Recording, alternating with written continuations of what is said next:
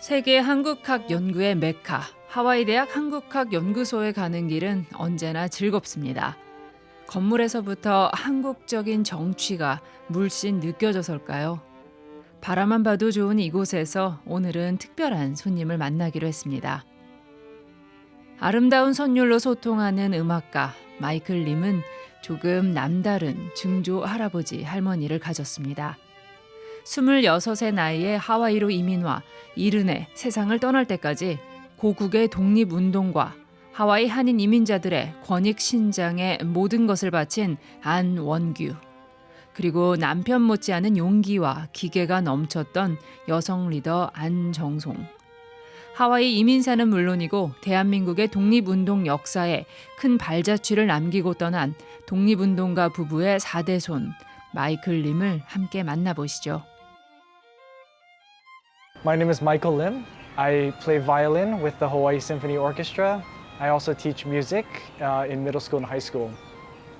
And my passion in life is music. It's everything that I do with my job and everything that I do with my life. I'm kind of an introverted person, so music is really a way that I can express a lot of the things I feel inside. I don't like to talk so much. I'm actually very quiet.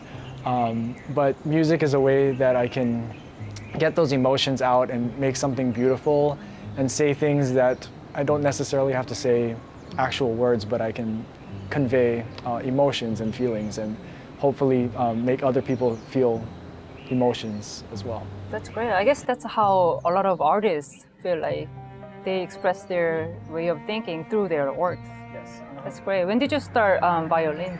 I started violin at age 7. I had already been playing piano since age of 4. At the time I started violin, I was much better at the piano because I'd been playing for 3 years. But as I continued to play the violin, I found that I could express myself better on the violin. Not just violin, but you play viola, you rearrange music, and you compose music as well. How did you get into those composing and rearranging part? I think my piano background really had a big influence on the composing and the arranging, because with the piano I really understand the chords and how music is laid out. And my dad was always into just like improvising on the piano, and so I kind of learned that from him as well. And composing, I've always been kind of tinkering with things, writing songs here and there.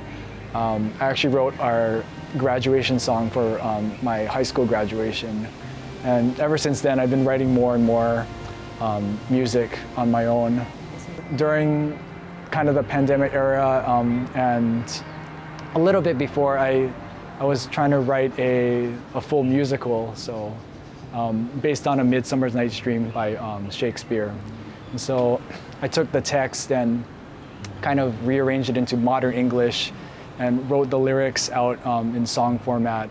And I composed, 20, 25-ish musical numbers that would transform it into a musical setting. Oh, So, that's awesome. How far is it now? I have all the songs done. It just needs to, I would need to arrange the music so that a pit band could play it for a performance, and also we need to like modify the text a little bit so that it could be performed on stage, but it's getting closer. Oh, that's awesome. I look forward to seeing it. Back in 2003, we were celebrating the Korean immigrant histories in Hawaii, and the Centennial Committee was selecting 27 notable Koreans, and three of the entire Korean communities from the first generations of Korean were from your family. You're aware of it. Yes. Can you introduce who they were? So these are both on my father's side.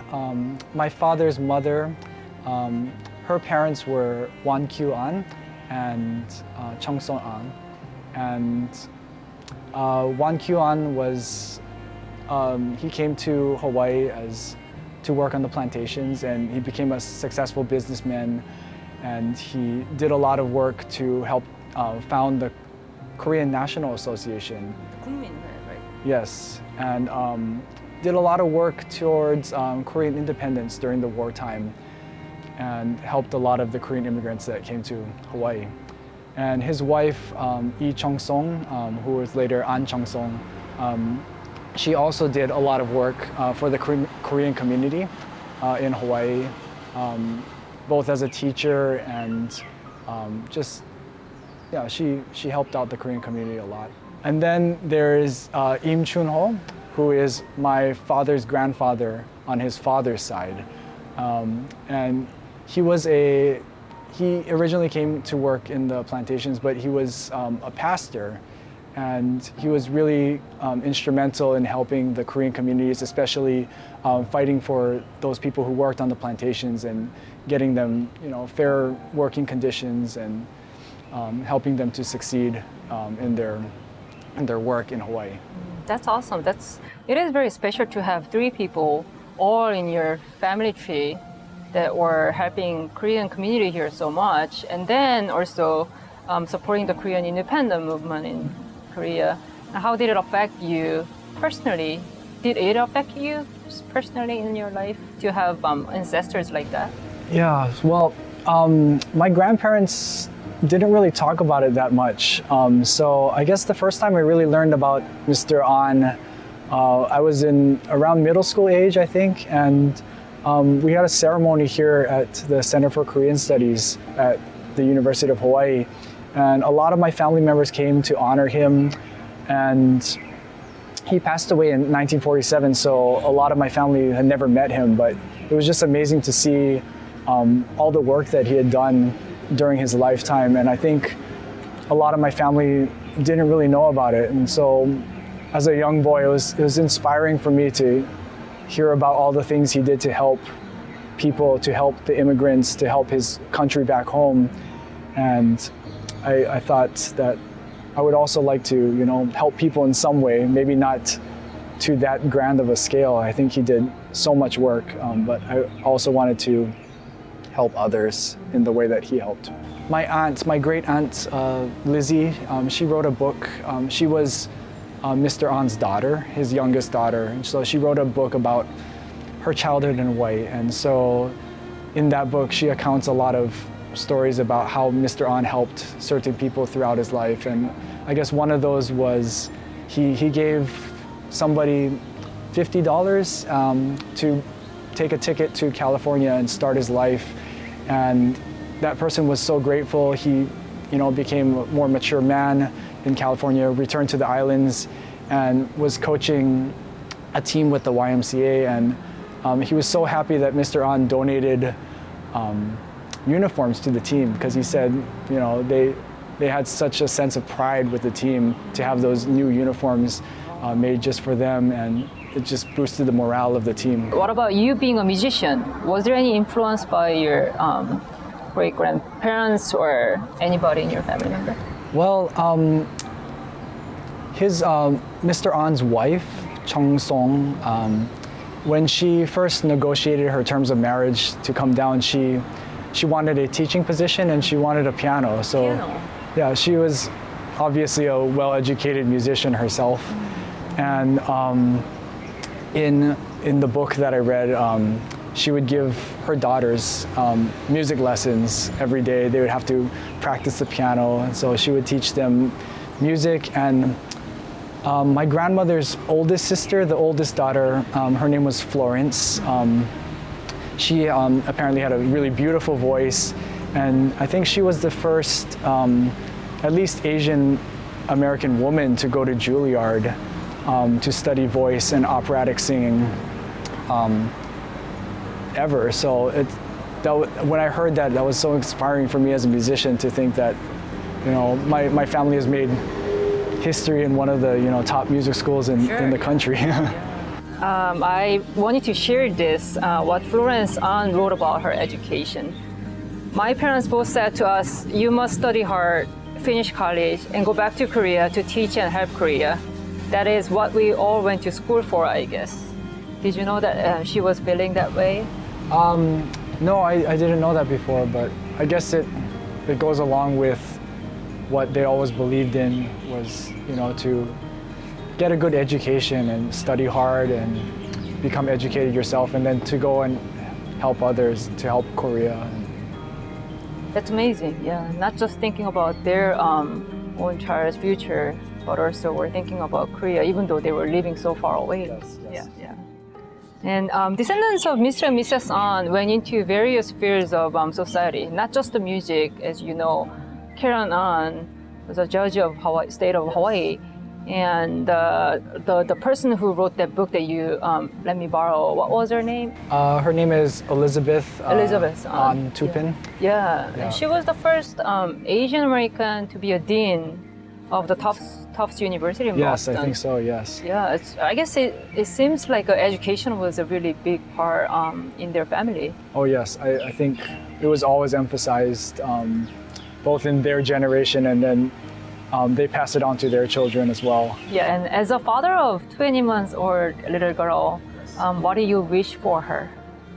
Well, I hope that she becomes a good moral citizen of the world. I also hope that she's happy in whatever she chooses to do with her life and also the people that she meets in her life. I think Mr. An really found that true wealth lies in helping others and to share that wealth with other people. And it kind of reminds me of a song that we used to sing in elementary school. Love is something, if you give it away, you end up having more. And it goes on to say, it's just like a magic penny. If you hold it tight, you don't have any, but if you lend it, spend it, you'll have so many that they roll all over the floor. And I think Mr. An really embodied this throughout his entire life. He was a very successful businessman, very wealthy. And I guess he could have used that wealth just for his own personal gain and for his own family. But he was committed to sharing that with the Korean community in Hawaii and with his country back home, donating, large portions of his plantation and just getting people good starts to their careers and helping them get off the plantations into their own businesses. And I hope Rena, will embody some of that philosophy in her life to not only be successful yourself, but to help others. And maybe if we could all be a little bit more like Mr. An, the world would be a much better place.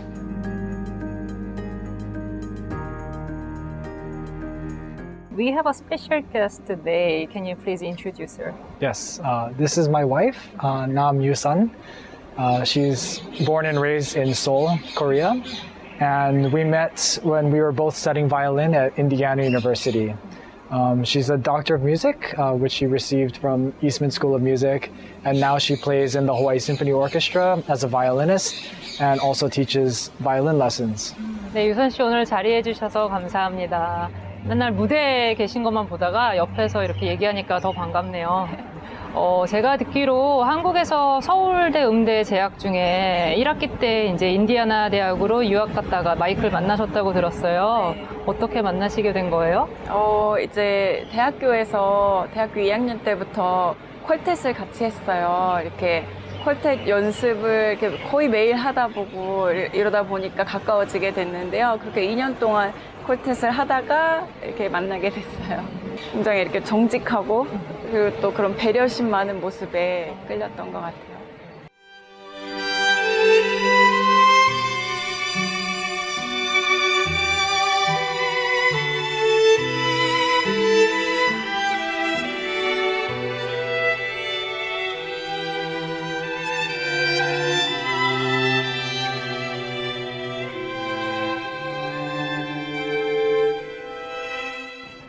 그리고 오늘 그 마이클이 편곡 직접 한 고향의 봄 같이 연주해 주기로 하셨는데 어떤 마음으로 연주하실 건지 한 말씀 부탁드려요. 저도 이렇게 100여 년 전에 하와이에 오셔서 정착하신 한인 이민 1세대 분들 정말 후손들에게 더 나은 미래를 물려주려고 애쓰셨던 그분들의 뜻 생각하면서 또 고국 땅을 얼마나 그리워하셨을지 또 그 마음 생각하면서 연주하려고 합니다. So I did an arrangement of a violin and viola duet of 고향의 봄. I hope to dedicate this piece to not only my great-grandparents, but to all the Korean immigrants who came and worked so hard so that we could have the lives that we have here today in Hawaii.